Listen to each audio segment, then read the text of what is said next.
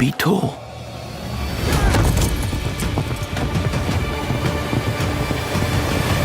Hello viewers, my name is Adam and this is Seeking Me Productions bringing you another trailer review. And in this video we'll be reviewing a new Game of Thrones spin-off series, A Knight of the Seven Kingdoms. So, right off the bat, Game of Thrones is now steamrolling ahead with expanding their media universe, empire as you will, and HBO still is primarily the only main focus developing television properties. They actually can start making films now, I think, and it's strange that they still haven't gotten around to that part. They're slowly in the video game space with a recently released mobile or online game, but I feel as though Game of Thrones is a big enough property for them to start even doing more ambitious projects here. I'm still waiting for that AAA Game of Thrones type video game set in the world of the Song of Ice and Fire. But A Tale of Dunk and Egg, this is what this new series, A Knight of the Seven Kingdoms, will be based off of. A series of 3 novellas set within that world, and it's actually set 100 years before the events of Game of Thrones. So yet it's another prequel series of the original series, but it is set much after House of the Dragon. So it's set within squarely in between those two major gaps. From this trailer, it looks like to be a much more smaller in scope story, focusing on primarily on one character, well actually 2 characters. One, Sir Duncan the Tall, a knight whose story was only briefly mentioned in the original series, but whose story will now be set to be told. And also Egg, which is a young little boy who is actually let's just say Egg is short for another name that continues to be haunting till in the kingdoms. Other known houses, they'll be present in the story, but do not expect the big in scope spectacle that is usually accompanied with Game of Thrones shows at this point. No big dragons because of what happens after the events of House of the Dragon, and also don't expect any magic. I think the main type of spectacle that you will be experiencing are mostly sword dueling. I think in this show is going to be a competition of knights.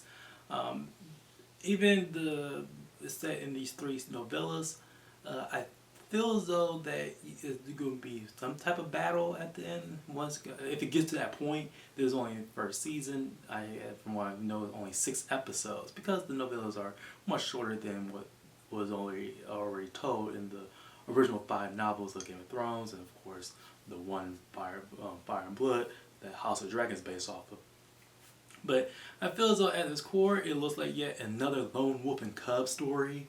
A very popular story trope that has been very, it really is getting up there, being overused at this point. So I don't know if general audiences or even fandoms that matter is going to be taken to this. That elements, especially since this continues to be also used as another property, Star Wars, which not only has yet another Mandalorian and Grogu story, but their new Star Wars Starfighter set to be using that same dynamic as well. It's just that this is gonna be just medieval fantasy times, but from what we see, it's also going to be a little bit lighthearted than what was usually accompanied with Game of Thrones, more serious subject matter. I would not be surprised if this actually gets a little bit lighthearted, a lower TV rating, like a TV-14 as opposed to TVMA, because of unless they still want to do that more mature setting. Because what Game of Thrones set Game of Thrones apart from most other fantasy adaptations is how mature and explicit and graphic they decided to pick the fantasy setting. So I want to know if they maintain that despite it's much more lighter in tone. But From the production standpoint, it looks like very consistent from what HBO has been delivering so far in the Game of Thrones universe. The story, the characters will look like be humble and endearing. So it's going to be a change of pace.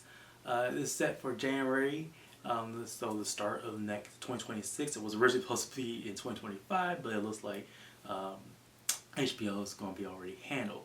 Actually, it's going to be a big year, 2026, for major fantasy coming back. HBO has the new adaptation of Harry Potter.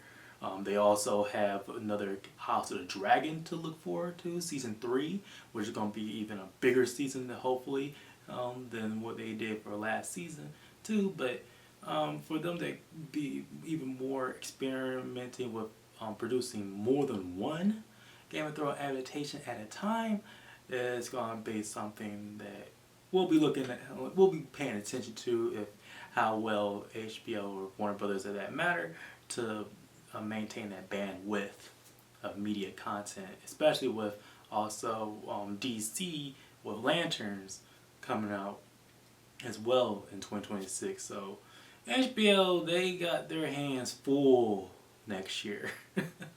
Ooh, let's see if they can able to handle all that. But from what I've seen, it looks endearing. I don't know. I hope HBO doesn't expect much of this series in terms of viewership because of how small in scope this is. But I'll pay attention to it. Hopefully, it's despite all that, it's able to tell a well-constructed story with nice, well-developed characters in its own right. So that's how I feel about A Knight of the Seven Kingdoms so far in this official first look. And my name is Adam, and this has been Seeking Me Productions. Please like, share, and subscribe. We just passed 1,000 subscribers at the time of this video, and I hope to continue engaging with you with more media along the way. And also our social media outlets, if you want to also connect with us there, are Threads, Instagram, and Letterboxd for other content that we know is necessarily posted on this channel. My name is Adam again, and thanks for watching.